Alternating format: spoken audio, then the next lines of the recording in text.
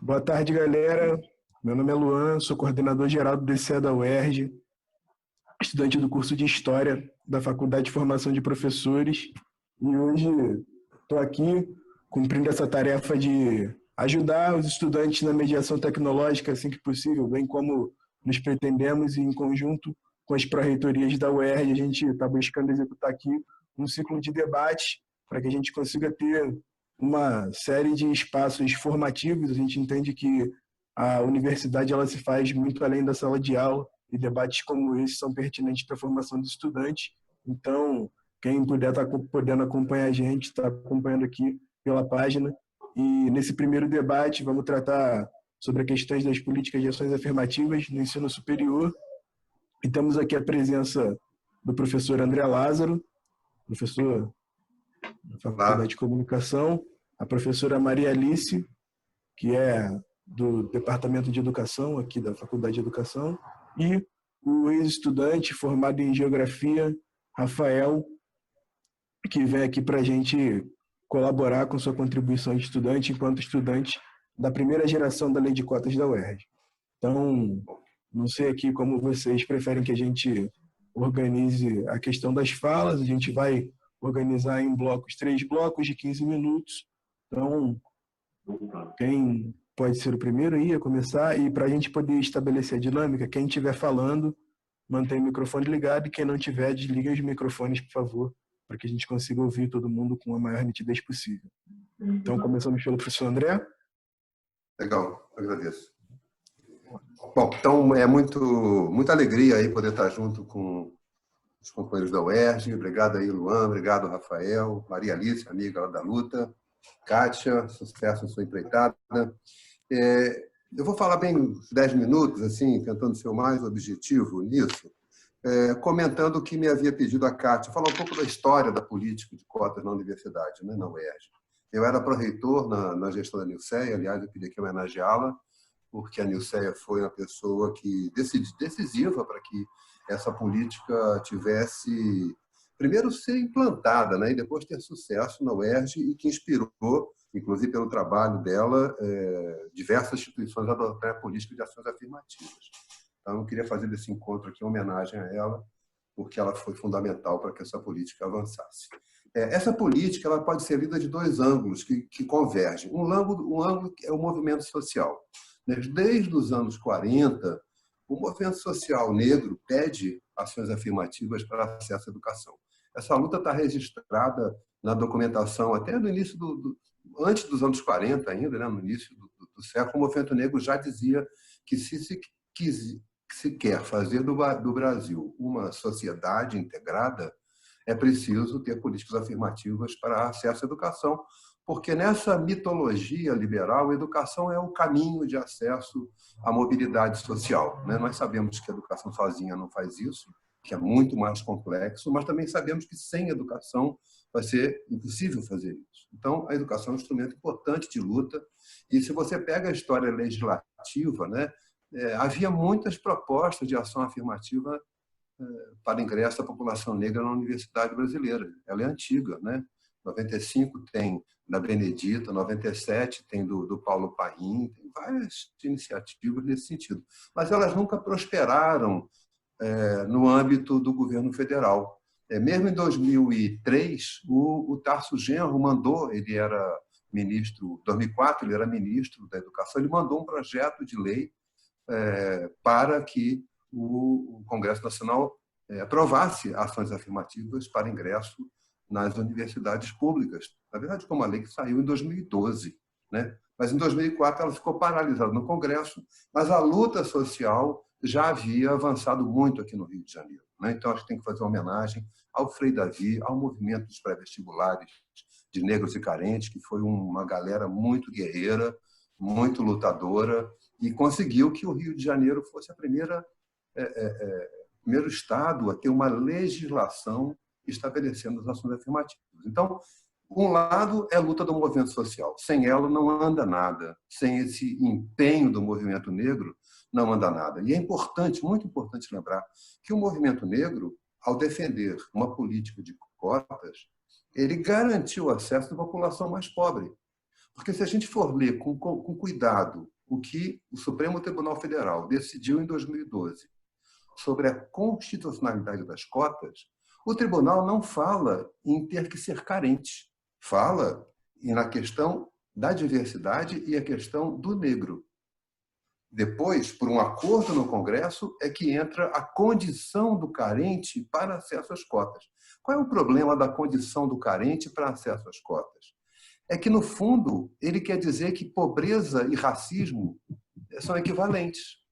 É como se só sofresse racismo quem é negro pobre. E não é verdade isso. Então, o movimento negro, com razão, criticou a adoção da lei do Congresso em 2012, porque essa lei estabelece a condição de carência para ter cota política de ação afirmativa. E o movimento negro diz, não, olha, o problema do racismo no Brasil não se confunde com o problema da pobreza. São duas questões distintas, embora combinadas no cotidiano, porque os negros estão no grupo entre os mais pobres. Mas o racismo transcende a pobreza e deveria ter um tratamento transcendente à condição social de pobreza. Mas, como vocês terem ideia da luta que foi estabelecer as ações afirmativas no Rio de Janeiro, nas universidades estaduais do Rio de Janeiro, eu fui fazer o levantamento a partir do trabalho maravilhoso, que eu quero aqui também homenagear, da professora Eliel Machado, nós juntos pelo LPP e a faculdade e a Flaxo, onde eu também trabalho, nós fizemos uma publicação de 9 volumes dedicados a instituições que adotaram políticas afirmativas. E a UERJ é o segundo volume da coleção, com um estudo maravilhoso da Eliel Machado, em que ela conta a história da adoção dessa política na UERJ e a sucessão de leis. Para vocês terem uma ideia, eu fui fazer esse levantamento, houve uma lei em 2000, uma lei em 2001, 2 leis em 2003, uma lei em 2007, uma lei em 2008 e agora uma lei em 2018. Repara, e essas leis, elas um pouco, no início, se confundiam, porque a primeira lei de 2000 reservava 50% das vagas para estudantes de escola pública. A lei de 2001 reservava 40% das vagas para estudantes negros. Então, se você não tivesse um entendimento claro dessa combinação de leis, você teria que reservar 90% das vagas, né? O que era muito complexo. Então, a grande atuação do Dr. Nuno, que era o nosso jurídico da UERJ à época, naquele ano de 2000, 2001, 2003 e 2004, trabalhou muito para isso, e a nossa reitora Nilceia, como eu falei. Bom, então, depois dessa acomodação inicial, a UERJ, pioneira, avançou. É importante dizer que a legislação de 2008 ela é muito boa, das melhores do Brasil, porque ela garante a cota, garante uma bolsa para o estudante cotista, uma bolsa permanência para o estudante cotista, coisa que não foi feita no Brasil inteiro. Ela garante também a questão que não foi praticada de prioridade em estágios. Então, a lei de 2008, comparando com o Brasil, é uma lei avançada. A de 2018 é mais avançada ainda, porque ela investe muito na autonomia da universidade. Eu recomendo a vocês que vale a pena ler essa lei 8121 de 2018, que é atual, que regulamenta atualmente a lei de cotas, né? E ela é muito avançada, porque ela foi fruto de um diálogo entre o movimento social, os estudantes da universidade, os docentes, os técnicos, a reitoria da universidade, especialistas. Foi uma lei, eu queria parabenizar aqui a professora Tânia, que era pró-reitora de graduação à época, e fez um diálogo muito grande por dentro da universidade, e nós conseguimos, com o apoio da Assembleia Legislativa, que a lei aprovada refletisse esses avanços que a universidade propôs. Por exemplo, para ingresso de indígenas e quilombolas, coisa que a UERJ não tem feito, para este ingresso, a universidade tem autonomia para criar suas próprias regras. Por que essa necessidade? Porque a questão indígena é muito sofisticada. Diferentes grupos, diferentes línguas, diferentes formas de compreensão da educação. Então, é preciso que, para os povos indígenas, haja uma compreensão da sua especificidade cultural. Também é importante os quilombolas, porque a sua história educacional é distinta da história educacional da população urbanizada. Então, é preciso que a gente tenha uma consideração específica e a Lei 2018 aceitou isso. Então, para terminar, eu acho que é deixar esse conjunto, o que era importante ter claro, pela luta do movimento negro, avançamos.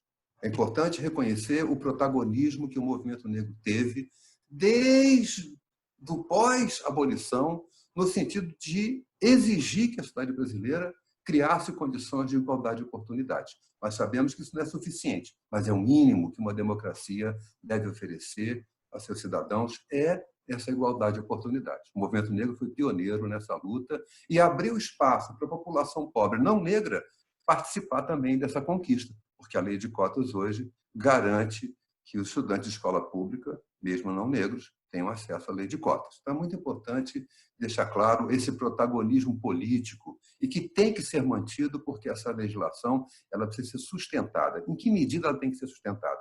Há coisas que não foram feitas. Eu queria comentar brevemente o que eu acho que são algumas demandas atuais importantes a gente compreender. Em primeiro lugar, é importante que todas as instituições públicas de educação, de todos os níveis de ensino, tenham cotas e tenham política de reserva de vagas. Seja na educação básica, seja na graduação, seja na pós-graduação. Primeira coisa fundamental. Segunda coisa fundamental. É preciso que os estudantes do ensino médio saibam dessa legislação. Eu participei, não tem uma semana, do exame de uma tese de doutorado, que foi em que essa pesquisadora Grace fez uma pesquisa, uma escola do campo da Bahia e uma escola na favela da Maré, sobre acesso e política de cotas. Vocês sabem que os jovens do campo estavam melhor informados sobre as políticas do que nossos jovens da Maré? Portanto, é preciso criar uma relação orgânica entre as redes públicas de ensino médio e as nossas universidades que promovem a lei de cotas. Isso é fundamental, para os nossos jovens saberem dos seus direitos. Porque, reparem bem, isso é muito importante, quando só a classe média alcançava a universidade, diziam que era mérito, quando, na verdade, era uma reserva de vaga de classe. Hoje, quando a população da escola pública, a população de baixa renda, a população negra, pode alcançar a universidade pela lei de cotas, não, isso é privilégio. Não é privilégio, isso é direito. E é um direito duramente conquistado. Mas os nossos jovens não compreenderam ou não estão suficientemente informados sobre isso. Então, uma demanda atual é essa, que haja políticas afirmativas em todos os níveis de ensino da escola pública, do que é o setor público. Segundo, que haja uma relação orgânica para informar os nossos jovens. Terceiro, o processo seletivo ele tem que sofrer uma alteração. O que aconteceu? Só para a gente entender com mais clareza. Quando se criaram as vagas, as reservas de vagas, criaram-se como que pistas competitivas, autônomas. Uma pista para quem é de escola pública, uma pista para quem é negro, uma pista para quem é baixa renda. Ora, o que acontece? Se a seleção é feita para as vagas que constam em cada uma das categorias, a proporção de vagas virou teto e não piso. Estão entendendo? Nós temos que mudar isso. Qual é a mudança que tem que ser feita? A primeira preenchimento de vagas é por resultado no Enem ou no vestibular, independentemente se é de escola pública, de onde é. O primeiro preenchimento de vagas é por resultado de notas. O que significa isso? Que jovens de escola pública, jovens de baixa renda, jovens negros vão entrar, porque eles têm capacidade para isso, e não vão ocupar as vagas reservadas. Na segunda rodada, roda por critério de cota. E aí sim, quem pôde passar sem precisar de cota está ocupando sua vaga, que é legítima, é direito. E depois vem os demais. Então, hoje, como está rodando a regra no Enem, e creio que em outros lugares, a cota, que era o mínimo, virou o máximo. Temos que mudar essa regra, ela precisa de atenção. Outra coisa importante, a ideia da política afirmativa ela tem que ser no amplo espectro da formação. Então, tem que ter reserva de vagas para concursos docentes. A lei federal estabeleceu isso, tem que reserva de vaga para concurso docente. O que fazem as instituições? Recebiam, agora não porque o governo Bolsonaro não oferece, não abriu mais vaga, mas quando havia concurso com vagas para professores das federais, a instituição recebia 10 vagas. Ela entregava uma para cada departamento e dizia não dá para fazer a regra da reserva de vagas de concurso para professor, porque só tem uma vaga. Não é verdade. Quando recebe as 10 vagas, tinha que fazer ali o rateio. 3 dessas 10 vagas vão para ação afirmativa. Para onde vão? Sorteia. Tem que ter em todo canto, na medicina, no direito, na engenharia, na comunicação, desenho industrial. Todo lugar tem que ter cota. No setor público não pode haver em uma área que resista a essa determinação legal. Mas tem sido feito um artifício que é como se distribuir as vagas antes da aplicação da lei. Então, nós temos que, eu acho que na UERJ também procurar pensar como podemos ter uma forma de concurso que garanta esse conceito de reserva de vagas antecipadamente. E outra coisa fundamental, e com isso termino, ainda há uma disputa muito grande sobre o sentido da política de ação afirmativa. Né? Eu estou preparando agora um volume para publicar, porque em 2017 nós fizemos um evento na UERJ muito importante, preparatório da avaliação da lei de cotas, e esse evento subsidiou a lei que foi aprovada em 2018, e nesse evento vários pesquisadores apresentaram seus estudos. O Gabriel, do PPFH, fez um trabalho super legal, a Daniela Valentim fez um trabalho também legal de investigar junto aos nossos egressos como eles viveram a vida de cotas e como eles enxergam essas questões. E nós sabemos que há muita disputa interna ainda do sentido das cotas no interior das turmas, no interior da nossa universidade. Eu, uma vez conversando com coletivos negros da UERJ, eles me disseram: professor, racista a gente conhece em muito lugar. Então, não tem medo de racista, não, a gente encara. Mas a universidade precisa fazer mais. O que precisa fazer mais? Tem que ter biblioteca, tem que ter autores negros nas bibliotecas. Não tem. Nós temos que ter uma iniciativa junto aos povos indígenas do estado do Rio de Janeiro, para que eles participem desse patrimônio maravilhoso que é a nossa UERJ. A população quilombola tem que ter acesso à nossa universidade e se integrar conosco. Tem que ter professor negro em todos os cursos. Tem que ter bibliografia de autores negros disponível nas bibliotecas. E nós temos, como universidade, que implantar a Lei 10.639 da cultura afro-brasileira em todos os nossos cursos, porque esta lei não está chegando na educação básica. Nós não estamos conseguindo fazer com que esse sopro civilizatório que é informar da cultura afro-brasileira das nossas escolas chegue onde devia chegar. Então, são muitos desafios, mas eu queria terminar elogiando muito a minha universidade. A UERJ é um barato, é uma universidade guerreira, ela sempre foi uma universidade popular, mesmo antes das cotas, mas não era democrática, porque os populares, estudante trabalhador, não entrava em medicina, não entrava em odonto, não entrava em direito, não entrava em engenharia, não entrava na ED, enfim, era complicado. E ela se tornou uma universidade que é popular e é crescentemente democrática. Não é completamente, porque alguns cursos resolveram ampliar seus currículos e eles não se esgotam num único turno. Então, para o estudante trabalhador, vai ficar difícil estudar de tarde de noite ou de manhã de tarde. Então, acho que a gente tem que ter um cuidado aí de desejar uma universidade popular e democrática e adaptar de tal maneira que o estudante trabalhador possa frequentar nossa universidade em qualquer dos turnos que ele optar. Eu agradeço muito a oportunidade, parabenizo o esforço e me coloco aí à disposição para o nosso diálogo. Muito obrigado aí, Luan. Valeu, querido. Muito obrigado, André. Essa explanação sempre excelente. Queria deixar a ressalva aqui que me orgulha muito, enquanto coordenador geral do DCE, na gestão, a UERJ Vale a Luta, ter feito parte da comissão que instaurou e organizou o documento da Lei de Cotas de 2018, inclusive avançamos muito no debate. A gente sabe que é constante toda a questão de descaracterização da lei, até porque a gente viu a quantidade de... Eram 101 emendas para debate, né? A gente viu cada absurdo que tinha ali, mas uma vitória muito importante. E sobre a questão da cota no pré-vestibular, tem um livro aqui, né? Revista Sinais Sociais, número 34, que o professor André, junto com a Vânia, enfim, uma coletânea muito boa, um debate muito importante sobre a implementação da lei de cotas aí nos mais variados setores da sociedade. Então, vale muito aí, Revista Sinais Sociais, número 34, dá uma lida, um debate muito interessante. E, dando prosseguimento ao nosso debate aqui, convido aqui para falar agora a professora Maria Alice.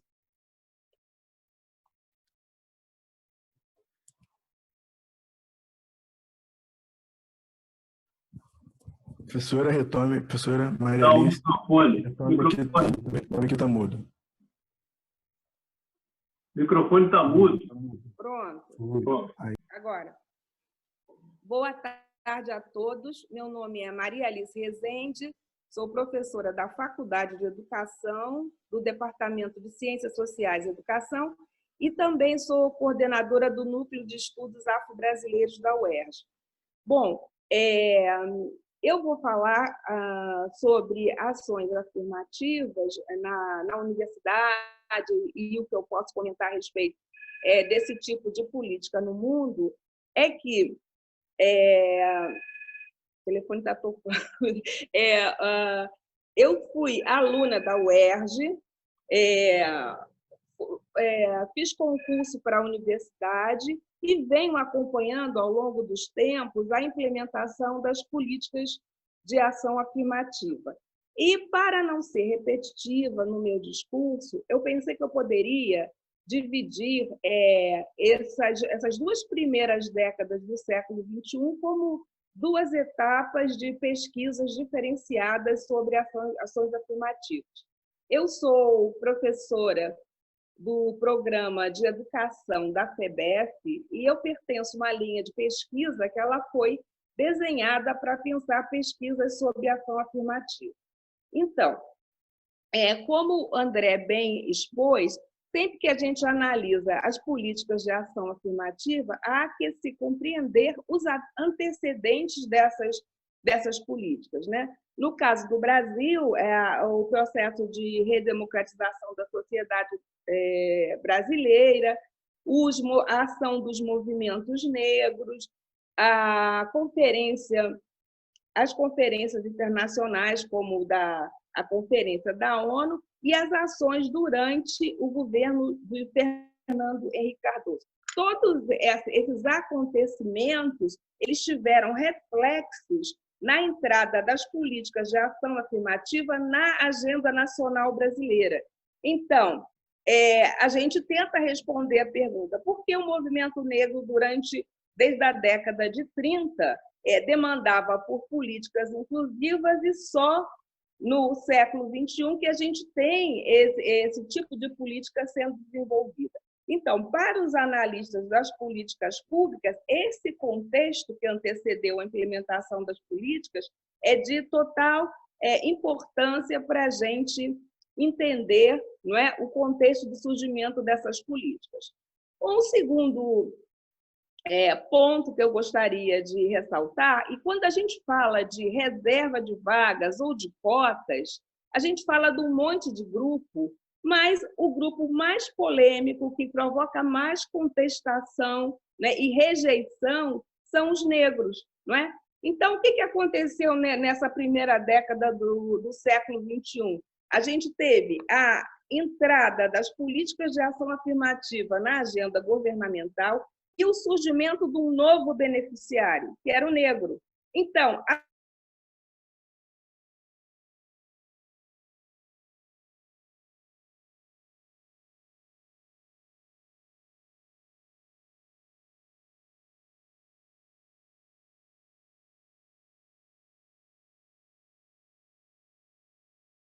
aos movimentos estudantis e o surgimento de novas demandas sociais. Durante a primeira década, todas as iniciativas de acesso que ocorreram no Brasil, nada provocou mais polêmica do que o acesso dos negros ao ensino superior.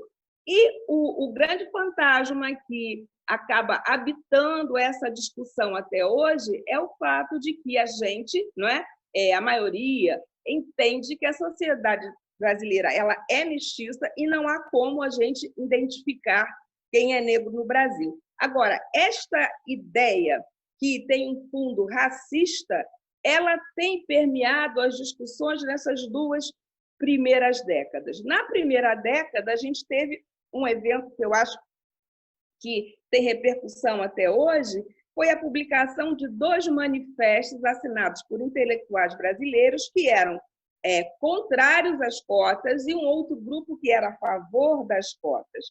Os intelectuais pró-cotas, eles acabavam por justificar os seus argumentos em cima da questão das desigualdades raciais, que ela tem sido mapeada, não é?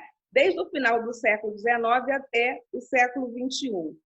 E os intelectuais que se colocavam contra as cotas, eles alegavam que no Brasil ia haver conflito racial, que a sociedade brasileira era impossível você fazer distinção de cor ou de raça na sociedade brasileira, não é? E esse debate ele é tão assim interessante e atualizado a todo tempo, porque até hoje, quando um daqueles intelectuais que se colocaram contra as cotas se pronunciam, você tem uma resposta imediata, não é? Das pessoas que são a favor das cotas. Por exemplo, meu nome é Maria Alice Rezende, eu gosto sempre de frisar, porque em homenagem à minha avó, se chamava Maria Alice Rezende, mas existe uma outra professora, Maria Alice Rezende Carvalho, que ela assinou no manifesto contra as cotas. Aí sempre surgem algumas pessoas perguntando, mas você estava no manifesto que era contra as cotas, né? Isso é uma questão assim, um pouco de humor no debate, né? Bom, durante este período, né, muitas pesquisas foram realizadas e o principal foco das pesquisas eram os projetos de permanência, não é? Os intelectuais que se debruçaram sobre a investigação do fenômeno, especialmente no que diz respeito aos negros, diziam: a gente precisa garantir o acesso, mas a gente tem também que garantir a permanência. Então, foram muitas pesquisas realizadas, inclusive eu destaco de uma orientanda minha, Vanessa Brito, que fez uma pesquisa sobre os primeiros alunos que ingressaram na PUC do Rio de Janeiro por meio de bolsas, né, conseguidas pelos pré-vestibulares comunitários. E aí ela descreve na pesquisa dela as estratégias que os alunos utilizavam para permanecer na PUC. Então, você não tinha muito claro um projeto de permanência nas instituições. Então, eles alugavam pequenos apartamentos no Minhocão, eles pegavam bolsas de alimentos, dividiam, eles compartilhavam material pedagógico, enfim, eles criaram uma série de mecanismos para se manterem na PUC, né?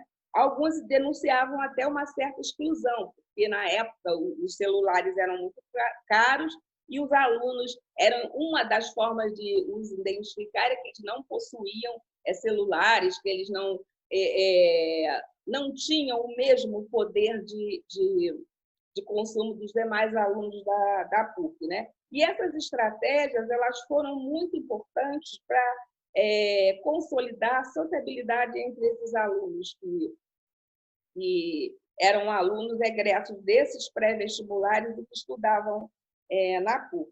Agora, um outro fenômeno que eu acho que é de suma importância para a gente entender o avanço das pesquisas no que diz respeito às ações afirmativas para negros, eu aponto o crescimento de número de negros, não é?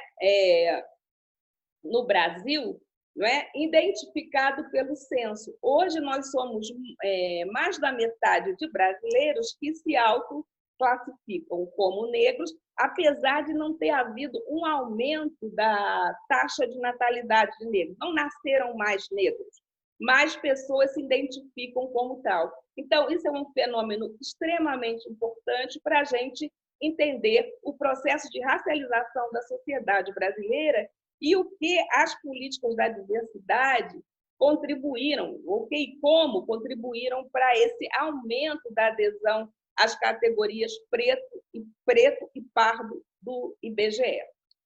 Um outro fenômeno que eu acho marcante na sociedade brasileira foi que, em 2012, o Supremo Tribunal Federal considera constitucional os projetos e as práticas de apoio aos negros por meio de reserva de vagas e cotas. Bom, eu vou apontar uma virada nessa segunda década, porque após 2012, a gente vê, e se consolidou em 2016, várias universidades federais adotaram políticas de ação afirmativa contemplando beneficiários, tanto negros como alunos de baixa renda e outros grupos, não é? E o que a gente observa nessa segunda fase? Eu observei um deslocamento das principais questões. Não é que os projetos de permanência não tenham sido continuar, não tenham tido uma atualização. Então, passou a ser consenso nas instituições que é necessário a implementação de projetos de permanência. Muitas universidades abriram as suas pró-reitorias, né, de ação afirmativa. No caso da UERJ, a gente está até iniciando esse processo tardiamente, né, que a gente tem reserva de vagas desde 2001 e só agora, em 2020, que a gente resolveu criar uma PR especialmente para isso, nas mãos de Kátia, que eu acho que será uma PR muito bem sucedida. Então, o que tem de novo nessa segunda etapa? O tipo de preocupação, não é, por parte dos investigadores se deslocou lentamente. O que eu estou falando com isso? É que a ideia do Brasil mestiço, ela não foi resolvida. Então, essa ideia de que nós não podemos identificar cor continua, não é, como um fantasma assombrando e ameaçando as políticas, especialmente para os negros, não é? Bom, eu tenho uma outra aluna que acabou de defender uma dissertação de mestrado sobre a questão da figura intermediária do negro, não é? E discutiu as bancas de verificação que são incluídas nas instituições. Então, essa ideia do Brasil mestiço, ela abre a possibilidade da gente entender o processo de fraude. Por que o aluno acaba sendo processado? Então, a gente tem uma infinidade de motivos. A gente tem denúncia dos demais colegas, a gente tem a questão da indefinição da cor, não é? Isso nunca tem entrado na vida deles, definir raça e cor. A gente tem o que os jovens chamam de afro-oportunismo, que são aqueles que aproveitam das cotas para entrarem nos cursos mais competitivos. Então, a gente tem uma série de situações. E a gente tem casos típicos, por exemplo, no concurso técnico de servidor para o INSS. Um dos candidatos ele chegou a pintar o próprio corpo de escuro para ter acesso às cotas. Então, a gente tem um conjunto de situações que estão todos agrupados nessa categoria que a gente está chamando de fraude, é o sistema de reserva de vagas, né? Nessas pesquisas, Isabela Lopes, né, orientada por mim, ela acaba se baseando em dois teóricos que eu gostaria de dar luz ao que eles produziram. Primeiro, o brasileiro Eduardo Oliveira. Oliveira, que na década de 70, ele publicou um trabalho falando do mestiço, do mulato como um obstáculo epistemológico, não é?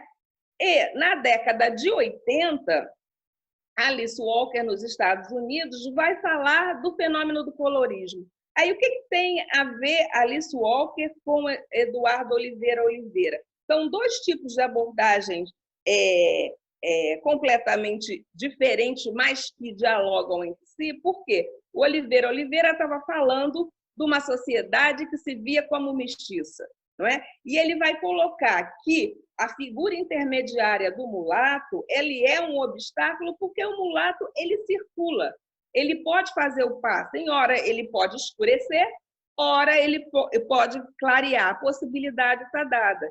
E Alice Walker, ela vai fazer a mesma análise dentro de um outro contexto, porque ela vai dizer, dentro de uma sociedade racializada como a americana, se você pensar os negros, você pode identificar também o fenômeno do colorismo e vai dificultar a adoção plena da identidade negra nos Estados Unidos. Então, mesmo no modelo dual, você vê que essa ideia da figura intermediária e a possibilidade do passing é um obstáculo.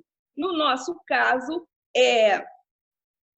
nitidamente, o Brasil foi construído a partir da valorização da figura do mestiço, e quando a gente pega nas políticas de ação afirmativa, inventa o negro como beneficiário, porque toda política de ação afirmativa ela tem que ter um beneficiário. Eu não posso falar que a minha política é para os mais ou menos brancos, eu tenho que dizer é para os brancos. Eu não posso falar que é para os mais ou menos negros, eu tenho que dizer quem é negro. Aí a gente está de frente para o nosso grande problema, que é definir quem é negro no Brasil e criar critérios de controle para que não haja fraude nesse tipo de política, né? Bom, uma outra questão que eu aponto como emergente são as transformações nos movimentos estudantis e nos movimentos sociais em geral. O que aconteceu? Com a racialização da universidade, das práticas sociais no interior das instituições, o que acontece? Os estudantes negros eles acabam criando representações que contrariam modelos de representação universal. Então, eles se organizam em coletivos. Esses coletivos eles não reúnem necessariamente só raça, às vezes raça e gênero, raça e curso, raça e situação socioeconômica. Então, a gente tem uma diversidade de coletivos que dialogam ou não com o movimento estudantil tradicional, não é? Que é aquele que pressupõe centros acadêmicos e diretórios acadêmicos, enfim, aquele movimento estudantil tradicional. Por ser universal, esses coletivos, eles muitas das vezes, eles negociam, ora eles participam, ora eles recusam completamente participar dessa estrutura já cristalizada nas sociedades, nas instituições que têm um caráter mais universalista. Nesse sentido, eu tenho outro orientando, que chama Guilherme Oliveira, que desenvolveu uma pesquisa sobre os coletivos no Rio de Janeiro, na UERJ, na Unirio e na UF. Então, aí a gente trabalhou com a ideia de que esses coletivos eles são nômades e crescem como rizomas. Então, eles não seguem aquela hierarquia formal, não é? Nem aquela subordinação clássica. Eles são como uma raiz que ele vai horizontalmente se espalhando.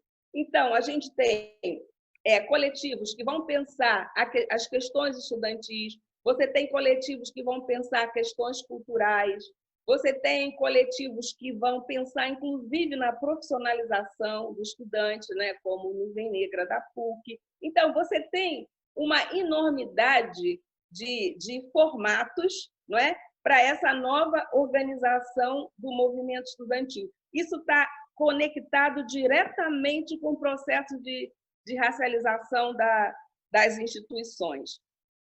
E que eu acho que também é um outro ponto que eu destaco como grande importância do movimento que eu considero que vem mais dos alunos do que propriamente do corpo docente, é o processo de decolonialização das instituições. Então, os alunos eles demandam por reformas curriculares, eles demandam por ter professores negros, e é uma demanda que eu observo que ela está vindo mais por parte dos alunos do que propriamente pela associação docente, por exemplo, as do ERJ. Eu nunca assisti nenhuma reunião das do ERJ que colocasse essa questão como pauta. O que se argumenta, o que o André Lazo acabou de dizer, é que a gente não pode aplicar a proporcionalidade nos concursos, porque às vezes só tem uma vaga. Enfim, mas os alunos, acredito que a própria condição de aluno, né, de não estar plenamente vinculado à instituição, seja uma identidade passageira, né, eles são muito mais combatíveis do que os docentes, né? Então, eles reivindicam reformas curriculares, ingresso de docentes negros, bibliografia decolonial, não é? O que a gente vem observando? Que, sensível a essas demandas, as próprias editoras já estão mudando os seus títulos, já estão convidando autores africanos e negros. É possível você entrar numa livraria hoje, você encontrar, né, uma coisa que era impensável, não é? Acredito que há 20 anos atrás, estou sendo até muito otimista, né? A gente encontrar títulos de autores negros nas livrarias. Hoje a gente encontra de educação infantil, a gente encontra romance, a gente encontra uma variedade muito maior, apesar de que ainda acho que é insuficiente, né? Bom, eu acho que eu levantei alguns pontos para a discussão e acho também que o que eu poderia resumir disso tudo. Em 2010, eu fiz o meu pós-doc comparando, não é, o modelo de ação afirmativa brasileira ao modelo de discriminação positiva francês. Aí, o que eu pude observar nessas minhas pesquisas? Que, na verdade, a gente tem no Ocidente, né? Eu vou falar o Ocidente, apesar das ações afirmativas americanas terem sido inspiradas nas ações afirmativas indianas, não é? Você tem muito país do Oriente que você pode encontrar esse tipo de política. Então, comparando com as políticas de ação afirmativa francesas, o que eu pude observar? Que, na verdade, nós temos 3 modelos de ação afirmativa que em disputa, né? Em disputa e sendo questionados e repensados, que são, por exemplo, o modelo francês, não é, que ele é cego para a cor. Eu fui visitar o projeto da Sciences Po, que ele tem a mesma idade que o projeto da UERJ, ele é de 2001. E aí, o que os franceses fazem? Eles negam totalmente a cor dos alunos, vão aos liceus das periferias e os alunos são convidados a participar do experimento. Quando eu fui pela primeira vez à Sciences Po, um aluno me questionou: como é que você sabe que eu sou do projeto de mobilidade social? Se vocês olharem a aparência dos alunos, vocês vão observar que são os alunos advindos dos dons, né, que é Martinique, Ilha da Réunion, são todos os departamentos onde você pode identificar, Guiana Francesa, onde você pode identificar a existência de populações descendentes de escravos. Então, esses alunos parecem muito com os nossos alunos, não é? Mas como o discurso francês é um discurso universal, não é, baseado nos ideais republicanos, essa ideia de distinguir pela cor é impossível. Não se pergunta no censo qual a cor do cidadão francês. A gente tem um modelo totalmente racializado, que é o modelo americano, apesar de que as políticas de cotas estão sendo questionadas nos Estados Unidos, mas é um país que ele já se concebe como racializado, né, como diferente. O ponto de partida deles é a diferença. E a gente tem um modelo que foi criado no Brasil. O que eu acho que, para mim, é o mais complicado nesse modelo? É que a gente tem uma ideia reproduzida há anos de que o Brasil é um país mestiço e que você não tem diferenças de cor e, ao mesmo tempo, você tem atravessando, perturbando esse discurso, a ideia de que existem desigualdades raciais e que a gente precisa de política para a inclusão desses grupos racialmente excluídos no espaço da vida social. Então, a gente convive com esses com esse nosso modelo, que é híbrido, ele nem é o modelo francês, nem é o modelo americano. Ele conjuga essas duas partes que são tensas, estão toda hora no enfrentamento, né? Como que a gente pode fazer para, num país que se vê como mestiço, desenvolver políticas de promoção da igualdade, né? Da igualdade racial. Esse é um dos nossos grandes desafios, que ele não está resolvido, tanto não está que a gente tem problema todo o tempo, né? Problemas com fraudes e, às vezes, inclusive, agressões mesmo de intelectuais ou então cidadãos que são contra esse tipo de política, que acham que estão sendo roubados. Então, o que eu tenho a contribuir na discussão são esses pontos. Eu acho que, quando surgirem as perguntas, eu posso falar mais. Tá? Muito obrigada. Muito bom, muito bom, muito bom, Maria Elícia. Excelente explanação. E faço aqui, né, que a gente também compartilha do entendimento da importância do surgimento dos coletivos nas universidades e, fundamentalmente, de que como esses são fruto da polarização da mesma. Mas entendemos também que a própria contestação mais profunda aí sobre as estruturas da universidade, elas se dão por parte dos estudantes, inclusive porque esses foram os que foram colocados ali e são vistos de maneira diversa. De parte dos professores que hoje ainda se encontram na academia também assinaram esse manifesto contra a cota, e logo qualquer mudança mais estrutural ela é um pouco bem mais lenta e gradual, né? Então, entendemos que, inclusive, a ocupação dos estudantes negros também no movimento estudantil institucional, digo isso que sou coordenador da ABC da UERJ, acho que uma das poucas universidades também que consegue compor aí em sua coordenação de estudantes negros, mas entendemos também a importância que é de ter nesse espaço estudantes negros para que a gente consiga estar enviando, inclusive, a aplicação da política pública de outra forma. E, então, nessa deixa, chamo aqui para participar do debate com a gente, o companheiro Rafael, estudante formado do curso de Geografia da UFFP. Rafael, chega aí, vem com a gente, deixa a tua contribuição.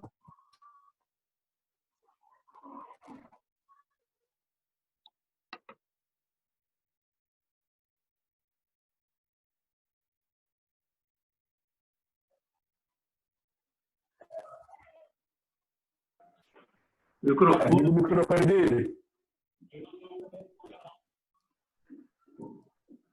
No canto direito da tela. O microfone. Baixa Olá, isso. estão me ouvindo agora? Foi. Ah, foi, beleza. Bom, boa tarde a todos. Sou Rafael Ferreira, mais conhecido como Raçudo. É um apelido aí que ganhei durante a vida, então muitas pessoas vão me conhecer como Raçudo.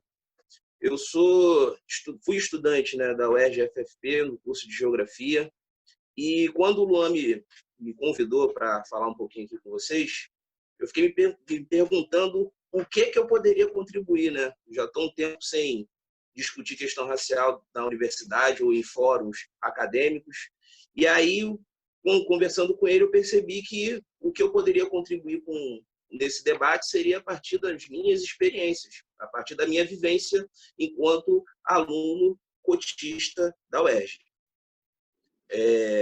Desde criança, eu sempre tive uma relação muito forte com a questão negra, né? Eu estudei escola pública a vida inteira, sempre frequentei escola de samba desde 8 anos de idade e venho de uma família de umbandistas. Então, os negros sempre me cercaram, as pessoas, os corpos negros, né, sempre me cercaram, mulheres e homens. Então, eu sempre tive isso como referência. Só que também sempre indaguei essa questão de por que nos espaços mais valorizados, como a universidade, por exemplo, eu não conseguia ver esses meus pares presentes, né? Então, isso aí era um debate que eu sempre tive dentro de casa. Minha mãe me influenciou muito nisso, né, por ser professora também, e sempre me incentivar a me reconhecer enquanto negro, né, que eu pudesse usar o cabelo do jeito que eu fosse, enfim. Então, isso sempre me provocou um questionamento. E aí, em 2002, quando eu estava para fazer vestibular, surgiu essa lei, né, na UERJ, que era o vestibular, que seria o primeiro vestibular de cotas da UERJ, de 2002. E ele era até diferente, não era junto, não era um vestibular único. Você fazia a mesma prova, mas eram dois processos diferentes. Um era o estadual, vestibular estadual, e o outro era chamado de SAD. Eu lembro que tinha amigos meus que fizeram esse estadual e eu me inscrevi no SAD, nesse SAD. E aí fiz a inscrição nesse vestibular e consegui passar, né? Eu fiquei exatamente um semestre sem estudar, porque a opção que eu coloquei foi no segundo semestre. Apesar de ser o primeiro vestibular, eu só entrei na universidade em 2003-2002. E aí, durante esse período de tempo que eu fiquei em casa, né, quando eu estava estudando, esses debates sobre a questão de cotas estavam fervilhando na televisão. A professora Maria ela tinha dito aí a questão dos teóricos que fizeram manifestos a favor, manifestos contra. Então, eu estava sempre pesquisando e tentando ler esse tipo de coisa para me informar, até para saber onde eu ia pisar, né, nesse campo da universidade. E aí, nos debates que eu via, eu percebi que quem era contra o sistema de cota, ele estava levando em consideração muito mais uma questão de mérito, né? A questão da meritocracia, dizendo que quem entrasse por cotas não teria mérito nenhum, né? Como se fosse um favor. E outra questão também que era muito criticada era a questão do método de entrada, né? A partir da autodeclaração. Exatamente por conta dessa questão de mito da democracia racial, dizendo que no Brasil não tem como se dizer quem é negro, ou no Brasil nós somos todos mestiços. Esse debate que estava presente na sociedade, levantando esses argumentos como contrários, para mim me pareciam muito tolos, né? Porque, como eu falei, eu sempre frequentei esses ambientes negros. E quando eu via que na universidade, né, na televisão, não existia corpos negros, a questão do mérito não é cabível. Não é possível que nenhum negro ou que uma parcela significativa dos negros não tenham capacidade de entrar numa universidade. E aí fui reconstruindo esse pensamento, né? Fui tentando transformar tudo isso que eu via na televisão, a partir dos debates das pessoas que também eram a favor da cota, trazendo como uma reparação social, né, uma reparação histórica. E quando entro na universidade, em 2003, uma das primeiras aulas, acho que não foi nem a primeira aula, mas uma das primeiras aulas que eu tive foi com o professor Andrelino, né, o Andrelino Campos, que era um excelente professor.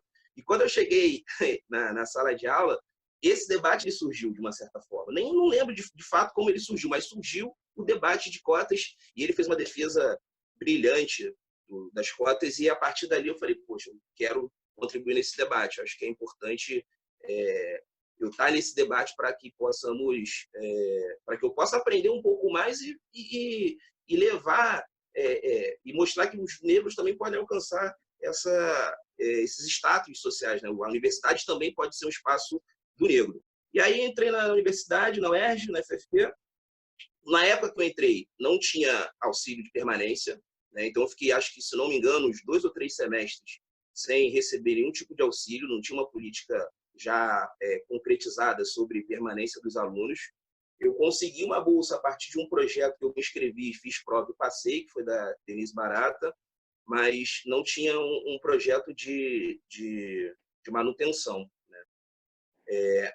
E a FFP, por ser um campus talvez mais periférico, essa questão dessa polarização, né, de contras e a favor, eu não via muito, né, na FFP. Eu via uma grande parte da FFP sendo a favor da política de cotas e via essas polarizações mais na UERJ Maracanã, nos cursos que feriam mais a questão do status quo, que era engenharia, medicina, direito. Talvez por serem cursos de licenciatura em São Gonçalo, esse debate ele não era feito tanto a ferro e fogo, essa questão do mérito. Bom, depois disso, me formei, né? Fui para as escolas, trabalhei em escolas particulares, trabalhei em escolas públicas e ainda trabalho. Nas escolas particulares que trabalhei, pouquíssimos professores negros, não consegui identificar muito, se tinha 1, 2 ou 3, alguns já por conta do regime do sistema de cotas. Inclusive, teve uma situação numa escola particular que eu fui dar aula, em São Gonçalo, que fui chegar para dar aula, cheguei, comecei a falar, entrei no 7º ano, fui falar sobre Brasil, né, geografia do Brasil. Ao final da aula, o aluno me parou, foi falar comigo, eu falei, e aí, cara, tudo bem e tal? Aí ele, não, eu queria só falar uma coisa, você é o primeiro professor negro que a gente tem desde o 6º ano, desde o 5º ano, né? Eu falei, sério? A gente só tinha tido uma professora antes, mas você é o primeiro. Eu falei, poxa, e o que você acha disso? Aí comecei a discutir com ele e tal, e ele me apresentou dizendo que talvez ele conseguiu se enxergar em mim por ser negro também, sabe? Ele queria estudar história, não sei nem se já se formou, se conseguiu entrar, se mudou no meio do caminho, mas ele enxergou em mim uma possibilidade de também entrar nesse curso, né? Apesar de ser uma escola particular, era uma escola particular bem... não era uma escola particular tradicional, ela era uma escola pequena, né, com mensalidade baixa, atendia ali algumas pessoas que podiam fazer esse pagamento. Bom, quando eu saio da universidade, eu ingresso em algumas instituições públicas. Hoje eu trabalho na Prefeitura do Rio, dentro da Maré, que foi um concurso, inclusive, de cotas também, né? Eu me coloquei como cotista e passei nesse concurso. Trabalho também na Prefeitura de Nova Iguaçu. Esses debates eu sempre procuro fazer em sala de aula e também com os meus colegas professores, por entender que é necessário a gente ter um protagonismo nessa questão, né? Essa nossa história, ela é importante ser contada. Muitos colegas, talvez, eles não entendem a importância das cotas por nunca terem sofrido racismo, por exemplo, ou por até não acreditarem no que é o racismo, né? De acreditarem que não existe um racismo estrutural no Brasil. Então, esse debate é importante com que essas pessoas que saiam das universidades, essas pessoas que que foram cotistas, que fizeram um debate racial dentro da universidade, elas vão para a escola e consigam plantar sementes e acabar indo contra essa narrativa meritocrática que diz que as cotas são apenas medidas que aumentam, por exemplo, na questão da tensão racial. Então, assim, acho que é importante a gente perceber, levantar, e existem vários estudos sobre isso, de tentar entender como que esses professores e como essas pessoas que passaram pela universidade, que foram cotistas, como elas estão hoje, que tipo de trabalho elas desenvolvem. No caso dos professores, por exemplo, como é que eles podem contribuir num currículo mais heterogêneo, né? Um currículo que não aborde apenas uma narrativa, né? Uma narrativa ocidental, uma narrativa europeia. Então, acho que, de início, é isso. Espero poder ter ajudado. Muito bom, Rafael. Excelente. Foi bom ouvir essas experiências. Acho que a lei de cotas e a nossa política de ações afirmativas evoluiu bastante na UERJ. Acho que o André, a princípio, fez um bom apanhado aí sobre a importância das leis. E acho que o seu relato mostra o quanto a gente avançou, né? Acho que a gente saiu aí de estudantes sem receberem bolsa, hoje a gente consegue ter o pagamento da bolsa e acho que avançamos ainda mais aí com a instalação e a implementação da Pró-Reitoria de Assistência, Ações Estudantis e Ações Afirmativas. E aí, queria chamar a professora Kátia para também fazer uma explanação com a gente aqui, contribuir para o debate, e aí depois volto aí para a segunda rodada com todo mundo, mais ou menos uma rodada de apresentações finais, e a gente finaliza depois dessa segunda rodada. Então, uma Kátia. Oi, boa tarde. Em primeiro lugar, também gostaria de agradecer, né, as falas. Esse primeiro ciclo de debates, em pleno contexto, né, de crise do Covid-19, está sendo um momento importante também de uma certa reflexão E esse diálogo das pró-reitorias, né, sobretudo a PR4 e a PR1, juntamente com o DCE, é uma oportunidade que a gente tem exatamente para aprofundar as questões. E não é à toa que a primeira questão a ser pensada no ciclo de debates é exatamente a questão do sistema de cota, das ações afirmativas. A PR4, ou seja, a Pró-Reitoria de Políticas e Assistência Estudantis, ela nasce exatamente com o objetivo de estar aprofundando a compreensão em torno do que é possível pensar e do que é possível fazer no que se... Tem um cachorro aqui na casa da minha mãe latindo, não sei se vocês estão ouvindo aí.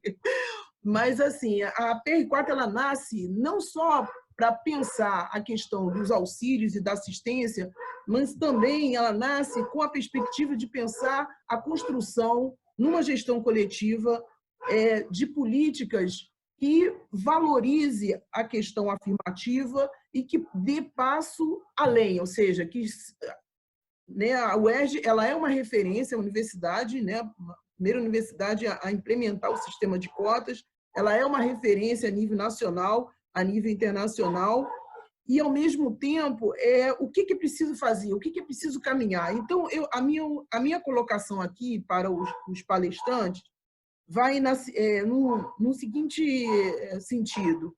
De certa maneira, vocês já colocaram um pouco, o André, brilhantemente, a Maria e o Rafael colocaram brilhantemente. Mas, assim, o que é possível fazer? Eu acho que essa nossa parceria com o DCE, da PR4, já trabalhando nesse cotidiano, na criação do ciclo de debate com o DCE, visa exatamente isso, quer dizer, a valorização da fala do estudante. A gente quer ouvir o estudante e no sentido de aprofundar as questões no que se refere ao próprio sentido das políticas afirmativas. A gente parte de uma referência tanto de Darcy Ribeiro como do Paulo Freire, no que se refere à valorização do lugar de fala. Então, muitas vezes, eu como professora negra, eu fiz um curso de geografia numa universidade, na UFRJ, entrei em 1984, num contexto em que predominantemente era eu e um colega, eu negra, mulher negra, e assim, a gente tinha uma relação muito profunda, e eu me lembro muito, no sentido de a entrada na universidade como se nós, alunos, fôssemos um papel em branco. Então, assim, na discussão, André, no que se refere às políticas afirmativas, eu acho que o Rafael colocou um pouco isso também, e a Maria Alice, a importância da valorização dessa cultura, desse sujeito que pensa, desse sujeito que tem história. A gente vem trabalhando com as comunidades tradicionais, as comunidades quilombolas, pesqueiras, caiçaras, e a gente observa que existe um lugar de quem vem, e o nosso aluno ele não é uma folha em branco. Então, acho que a discussão das políticas afirmativas, como é que a gente pode dar um passo à frente? Então, a Maria já colocou as questões da valorização no que se refere dessa questão das bibliotecas, dos intelectuais negros. Eu acho que são elementos importantes. Da mesma forma como a gente já vem trabalhando numa parceria com a Universidade Pedagógica de Moçambique, no sentido de valorizar e de aprender com os colegas africanos e exatamente aquilo que os colegas falam. Muitas vezes, a África ainda é vista como lugar da pobreza, quando, na verdade, nós temos uma riqueza enorme. A mesma coisa se observa as periferias como lugar da pobreza, quando, na verdade, as periferias têm uma potencialidade enorme. E aí a questão das cotas não pode... Eu gostei muito da fala de todos vocês, exatamente por isso, que a questão das cotas não é uma questão que vai definir somente a questão da renda. Não é só a questão da renda que nós estamos colocando. É claro que a questão da renda, da assistência, ela é importante. Não estou tirando aqui a importância da questão da renda, dos auxílios, da Bolsa Permanência, que é fundamental. Mais ou menos, e somando a ela a importância da valorização, de trazer para a universidade esses lugares de fala, O Rafael lembrou do Andrelino. O Andrelino Campos, meu colega da Geografia, do Departamento de Geografia lá da Faculdade de Formação de Professores, ele sempre dizia essa relação entre o corpo, o sujeito e o espaço. Então, há uma necessidade da valorização desse lugar de fala. Daí, Luan, que é importante essa parceria nossa, né? Eu acho que a parceria é um pouco o papel da universidade também, esse diálogo com os nossos estudantes, reconhecendo que nossos estudantes não são folhas em brancos, na verdade, são folhas escritas, né? E como pensar junto, como toda essa discussão da decolonialidade, ela é uma questão importante que passa por uma mudança da epistemologia, né? O reconhecimento das epistemologias do Sul, como já disse o professor Boaventura. Eu acho que é nesse contexto que a gente quer trabalhar, tá, André? Maria e Rafael. Nesse contexto que a gente quer trabalhar enquanto reitoria que vai estar voltada para as políticas estudantis, mas colocando o estudante numa centralidade no que se refere à sua compreensão e no que se refere à sua história. Isso é muito importante, por quê? Porque eu acho que a gente tem que dar o passo à frente, né? E o passo à frente é isso, é reconhecer o lugar de fala e a história de quem vem. Então, muitas vezes, na geografia, que é a minha área, o que a gente tem feito? A gente tem feito esse reconhecimento do lugar de fala a partir das histórias. Então, você tem muitas vezes um aluno que é um aluno que vem, a gente tem até um colega que hoje é professor da Universidade Federal do Pará, ele vem como um aluno que vem de comunidades pesqueiras. Então, a leitura dele de espaço, de tempo e de ciência ajuda a nos ensinar uma outra leitura de fazer ciência. Então, essa discussão que a gente quer trazer aqui, né, eu acho que a fala da Maria ela apontou um pouco também, né, a do André, para essa produção, para esse trabalho intelectual que já vem sendo feito hoje também, seja com as dissertações, teses, monografias, os textos. Eu acho que a gente tem que sair daqui, Luan, com uma proposta de como a gente conseguir caminhar, né, que o ciclo de debate ele seja um ponto de partida. Tá? É nesse sentido que eu queria colocar um pouco e ouvir de vocês. Então, passando aí para o nosso final,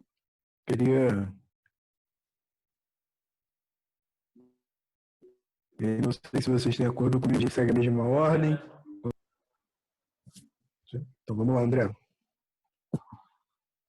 Eu queria renovar meu agradecimento, porque, de fato, é muito rico participar dessa conversa e fico muito emocionado ouvindo a companheira Marice Rezende, dos tempos lá de 2000, iniciando essa batalha. Né? Eu ouvi agora a Kátia e sua preocupação, os estudantes, o Rafael e o Luan. Então, nós temos uma convergência de preocupação, né? Eu acho que a Kátia tocou num ponto que é central, mas eu queria recuperar um problema que talvez anteceda isso. As nossas universidades foram criadas para cumprir uma certa função social. E elas eram reprodutoras ou de umas elites, como o Rafael bem lembrou, nos chamados cursos imperiais, né? O direito, a medicina e a engenharia, imperiais que foram criados ao longo do período do Império e vieram se reproduzindo como forma de formação de elites.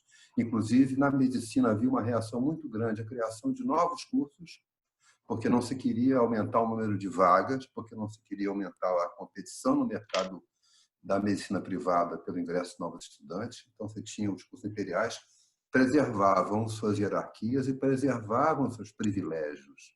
Então, é importante a gente entender que essa preservação, que embora ela argumentasse em nome de uma qualidade, ela era a expressão de uma segregação social e de uma hierarquia social por meio do acesso ao conhecimento. Eu tenho feito algumas palestras com colegas de educação básica, né? E eu sempre me recorro a um argumento que eu acho que as pessoas compreendem com clareza, né? Eu sou filho de uma família, somos 5 irmãos, graças a Deus todos vivos. Os meus pais não tinham educação superior, meu pai tinha uma deficiência física, era uma batalha muito grande. E eu me lembro em casa, né, uma batalha danada de manter os 5 filhos, sem formação superior, sem casa própria, né, que era um sonho da família ter uma casa própria, não tinha, era a batalha do aluguel. E eu me lembro dos meus pais dizendo, olha, a herança que eu tenho que deixar para vocês é educação. Então, a classe média se acostumou com a ideia de que a educação é uma herança de classe. E ela achava que a reserva de vagas na universidade pública era para ela, porque essa herança de classe que ela tinha, né?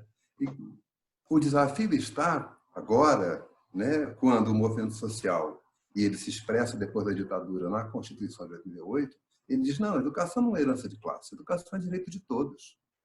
Essa transição entre um direito de todos e uma herança de classe é que explica essas tensões que a Maria Alice muito bem retratou quando colocou o diálogo de cotas, e essas tensões elas buscam argumentos que a gente tem que desmontar. O argumento da democracia racial, não dá para saber quem é negro no Brasil, e o movimento negro responde chama a polícia, que está matando a juventude negra, e sabe quem está matando.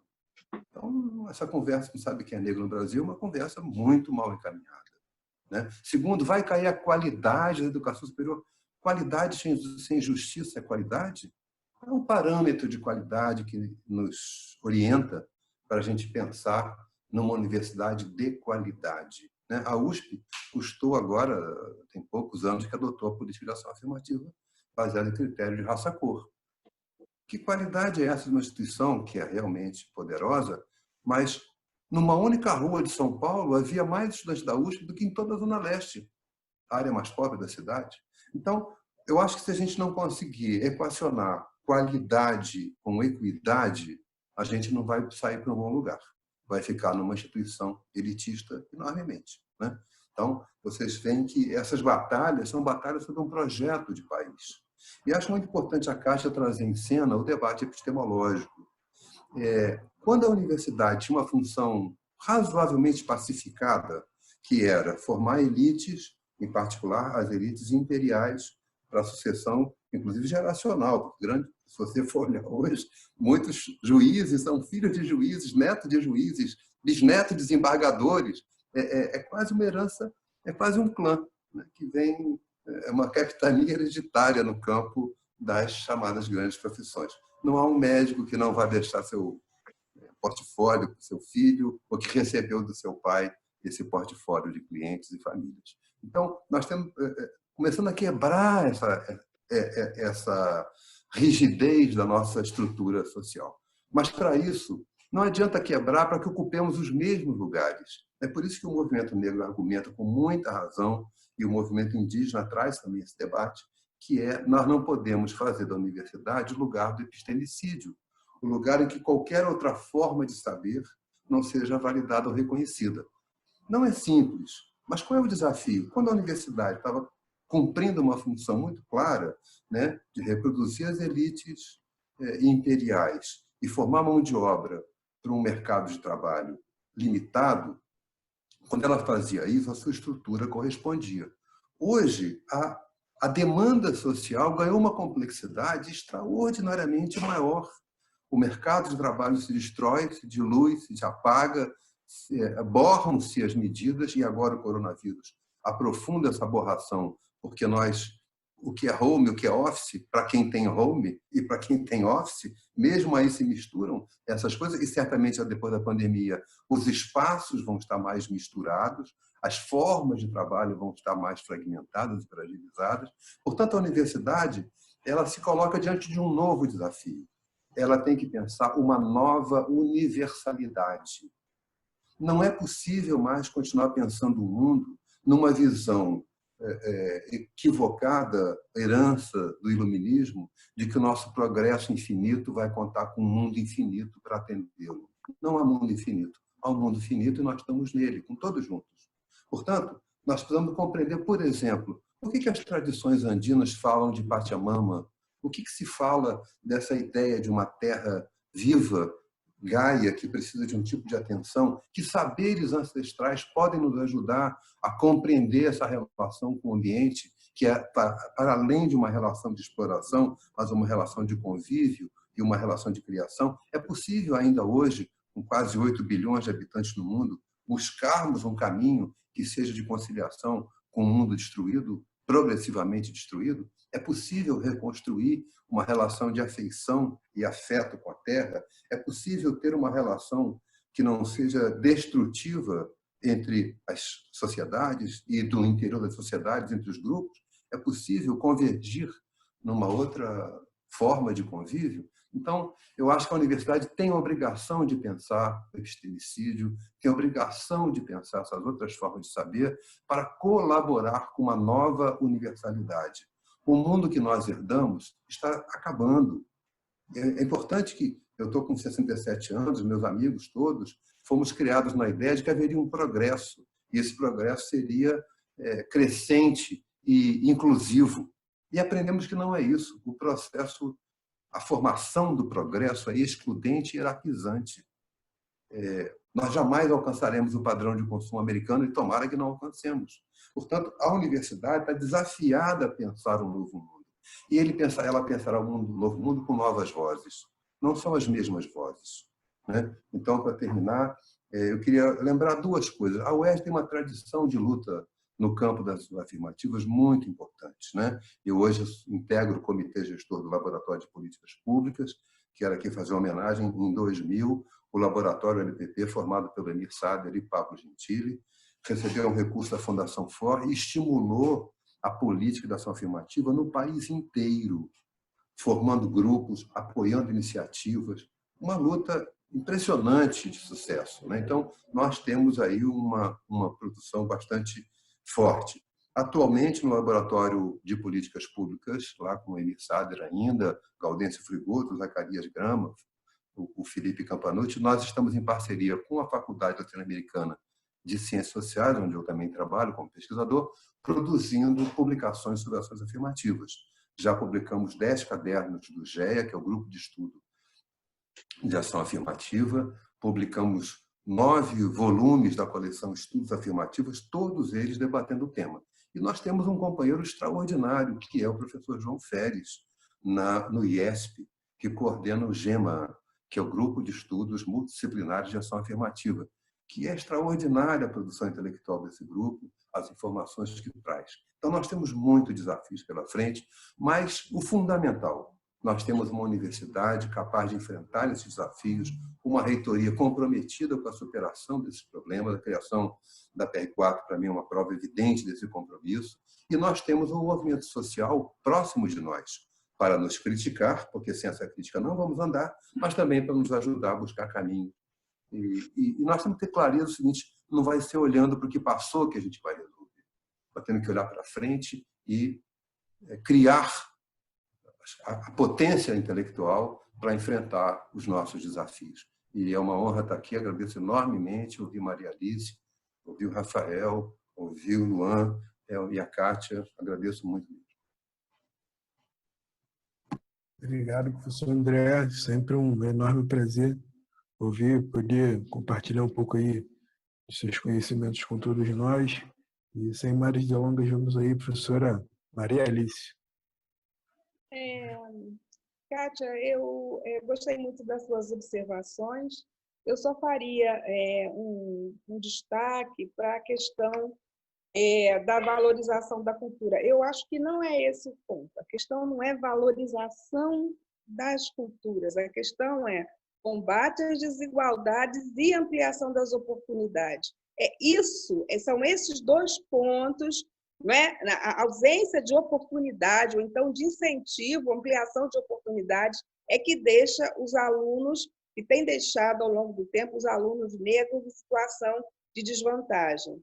Eu não quero mais ser apontada como um exemplo dos poucos negros que fugiu da pobreza extrema. Ok, é legal, essa primeira professora, não sei de que, esse primeiro, sempre tem um primeiro alguma coisa.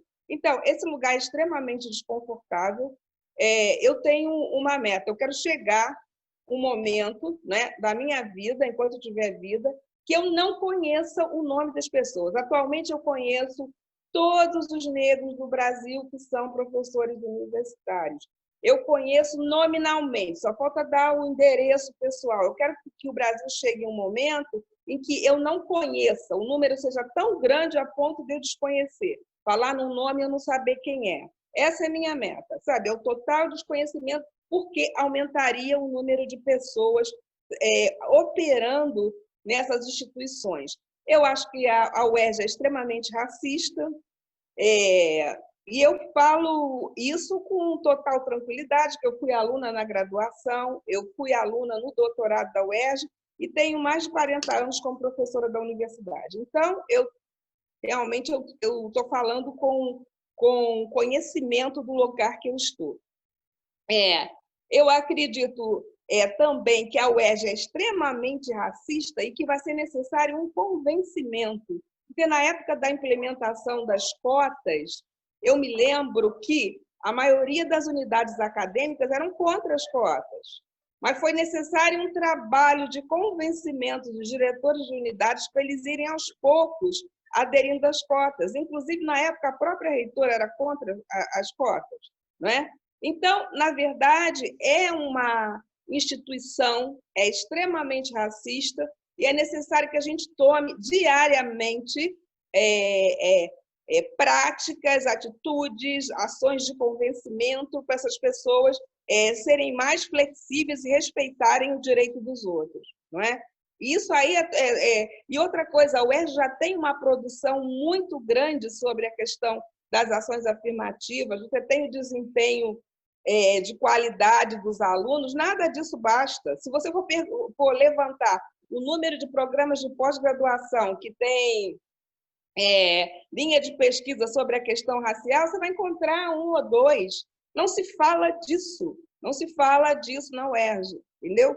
É um tema interdito ainda. Interdito. E eu posso falar isso, que eu estou há mais de 20 anos estudando ação afirmativa. Ainda bem que eu não fiquei o tempo todo lá dentro da UERJ, porque é idosa comigo. Bom, então, eu acho que essa reitoria ela avançou na medida que a gente tem uma PR para se dedicar realmente da questão da inclusão dos alunos, e eu espero que no futuro a produção da UERJ seja colocada à disposição da própria instituição, que soluções vêm sendo criadas, tanto pelo movimento estudantil tradicional, quanto pelos novos movimentos sociais, que são os coletivos. Tem que começar a dialogar com esses jovens que estão vindo com ideias novas, que eles têm proposição novas, eles querem uma nova instituição, querem um Brasil melhor. Eu estou apostando nos jovens, porque, com relação aos velhos, eu não estou vendo muita intenção em mudar nada. Então, é isso que eu tenho a contribuir. Obrigada.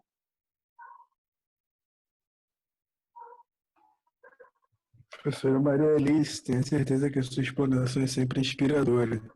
E acho que é isso, né? A universidade precisa tomar medidas para além do que o professorado, os estudantes tenham de iniciativas. A universidade precisa estar conduzindo o processo de implementação cada vez mais das políticas de ações afirmativas e não tenho a menor dúvida de que demos um grande passo para isso com a implementação da PR4, mas isso precisa ser transversal a todas as pró-reitorias da universidade.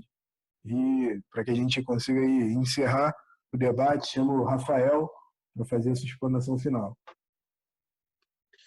Bom, eu acredito que a política afirmativa, ela precisa ser permanente, né? Não só na questão do ingresso através da cota. E aí eu concordo com a professora Maria Alice quando diz que a universidade ela ainda é racista, né? A universidade ela precisa deixar de ser tão preconceituosa. E aí é preconceituosa com relação ao aluno negro, né, que muitas vezes não consegue, por exemplo, assistir todas as aulas, ou por questões de trabalho, ou o professor que não entende, não consegue ter pelo menos o entendimento de que tem muito aluno que precisa trabalhar, né, e que tira um determinado período do dia para ir para a universidade, e aquilo, para ele, é bem difícil de se manter. Então, acho que precisa ter um pouquinho de mais compaixão com relação a isso, e também com relação às temáticas, né, em relação aos temas que são temas de pesquisas, como a professora aí maravilhosamente ela falou. Então, assim, o currículo ele é uma forma da gente tentar fazer essa modificação, né? O currículo, ele, enquanto uma arena de disputas, a gente precisa entrar nesse ringue, nesse octógono, e disputar as nossas narrativas, né? As narrativas daqueles que já foram subalternizados, para que a gente possa ter uma pluralidade maior de concepções de mundo, uma pluralidade maior em questões de identidades. Isso tudo é importante dentro da universidade, e eu fecho a minha fala dizendo que eu tenho esperança de, né, a partir dessas políticas públicas, eles possam levar os debates mais para frente e fazer essas discussões. Com certeza é fundamental que a gente consiga ter uma política focalizada e constante, e está pensando cada vez mais no avanço da implementação e popularização da universidade, para a gente poder encerrar. Queria chamar aí a nossa pró-reitora Cátia Antônia para as saudações finais e a gente poder encerrar essa atividade.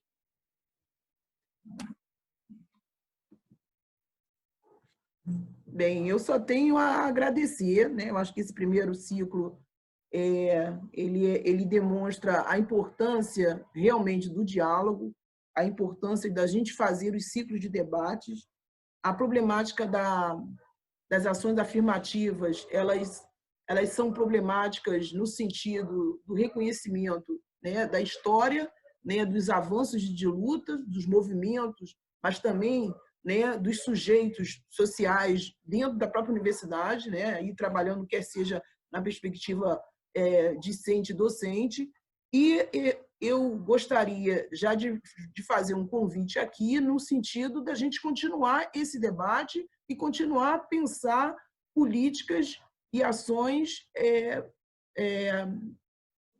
que, de fato, a gente consiga dar um passo além do passo do debate, Luan. É isso que eu queria, eu já quero fazer o convite, né, aos palestrantes, no sentido da gente continuar esse debate e pensar algumas ações concretas, né, dialogando com os coletivos, né, dialogando com os estudantes, as estudantes, e dialogando com os professores também. De fato, eu concordo, eu acho que a universidade, a UERJ, ela tem um histórico, ela tem uma potencialidade, mas ela tem muitos limites ainda no que se refere de pensar políticas no campo, né, no campo das ações afirmativas, no campo no que se refere à questão racial, no campo no que se refere à questão daquilo que a Maria Alice coloca, e aí eu estou de acordo, que é, de fato, o combate às desigualdades e a ausência das oportunidades. Então, acho que